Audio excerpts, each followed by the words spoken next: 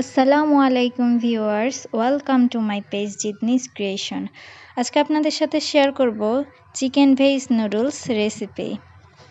নিয়ে নিলাম 2 packet noodles, Maggi মশলা noodles, পেঁয়াজ কুচি, কাঁচামরিচ কুচি, বাঁধাকপি কুচি, গাজর কুচি, টমেটো কুচি, চিকেন কুচি অ্যান্ড এটা হচ্ছে আদা রসুন অ্যান্ড একটু জিরা বাটা, সয়া সস, টমেটো সস।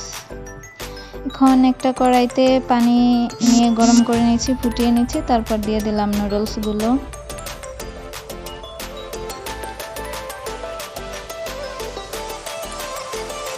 নুডলসগুলো দিয়ে এগুলো কিছুক্ষণ নেড়ে চেড়ে সেদ্ধ করে নিতে হবে। আপনারা চাইলে এখানে লবণ আর একটু সয়াবিন তেল দিতে পারেন, তাহলে ঝরঝরা থাকবে। আমি শুধু লবণ দিয়েছি, তেল দিইনি,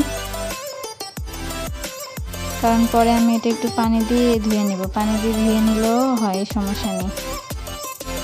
তারপর ওইটা আমি ছেঁকে নিলাম আর কড়াইতে দিয়ে দিলাম তেল, দিয়ে দিলাম পেঁয়াজ কুচি আর কাঁচামরিচ কুচি। এটা ভেজে নেব কিছুক্ষণ।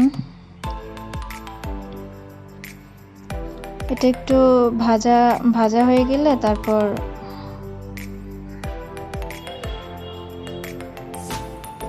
ভেজে নেওয়ার পর তারপর দিয়ে দিলাম একটু হলুদের গুঁড়া আর স্বাদ মতো লবণ।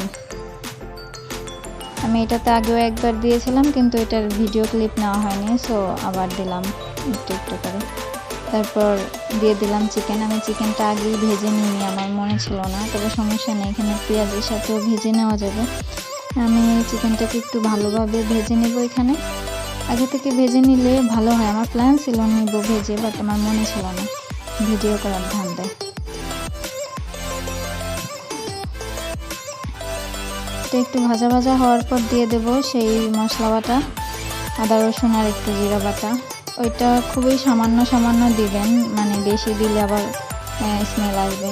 আর সয়া সস দিলাম, টমেটো সস বেশি দিইনি, কারণ বেশি দিলে আমার কাছে ভালো লাগে না, মিষ্টি মিষ্টি লাগে, সেজন্য। দিয়ে দিলাম টমেটো কুচি,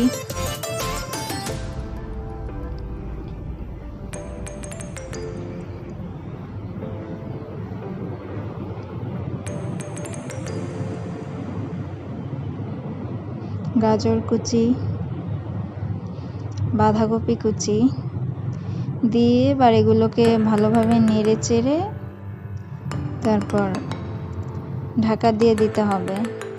সামান্য পানি আছে, তারপরেও পানি দেওয়া লাগবে। এটাতে পানি অ্যাড করে তারপর হচ্ছে এটা সেদ্ধ করে নিতে হবে, যেহেতু এখানে গাজরটা একটু শক্ত থাকবে। টমেটো আর বাঁধাকপিটা সেদ্ধ হয়ে গেলেও গাজরটা শক্ত থাকবে, তাই পানি দিয়ে ঢেকে দিলাম। তারপর ঢাকনাটা তুলে যখন এরকম হবে, হালকা সেদ্ধ হবে, তখন আমি একটা ম্যাগি মশলা অ্যাড করে দিলাম। যদিও নুডলসের মশলা থাকে, তারপরেও এটা দিলে আর একটু টেস্ট বাড়ে, তাই তারপর দিয়ে দিলাম নুডলসের মশলাটাও দিয়ে এগুলো ভালোভাবে মিক্স করে তারপর আবার ঢেকে দেব। ঢেকে একদম ফুল সেদ্ধ হওয়ার জন্য রেখে দেব। এই তো সেদ্ধ হয়ে গেছে, দেখেন পানিটাও একবারে শুকিয়ে গেছে, তেল উঠে আসছে, একদম পারফেক্ট হয়েছে। এখানে কালারটা ঠিক আসে নাই সুন্দর, এটার কালারটা আর একটু গাঢ় আসছে, কিন্তু এখানে আমার ফোনের ক্যামেরা, ভিডিওর ক্যামেরাতে ভালো আসে না কালার। এই তো তারপর সেই পানি ঝরিয়ে রাখা নুডলসটা এখানে অ্যাড করে দেব। ভালোভাবে এগুলো মিক্স করে নেব। যদিও আমি নতুন রাঁধুনি, তারপরও কেউ রান্না না পারলেও নুডলস রান্নাটা অন্তত সবাই পারে। তাছাড়া সবার তো আর রুচি একরকম না, সবার রান্নাবান্না একরকম হয় না, অনেকের কাছে এটা ভালো নাও লাগতে পারে, তো তারা স্কিপ করে যাবেন। আমি কাউকে রান্না শেখানোর জন্য এটা দিচ্ছি না, বাট জাস্ট শেয়ার করার জন্য। এই তো রান্না হয়ে গেছে, প্লেটে নিয়ে নিলাম। এখন আমি নিয়ে যাবো আমার মিস্টারের কাছে, সে টেস্ট করে জানাবে কীরকম হয়েছে। যদিও সে নুডলস পছন্দ করে না, তারপরেও আমি ভালোবেসে বানিয়ে এনে দিয়েছি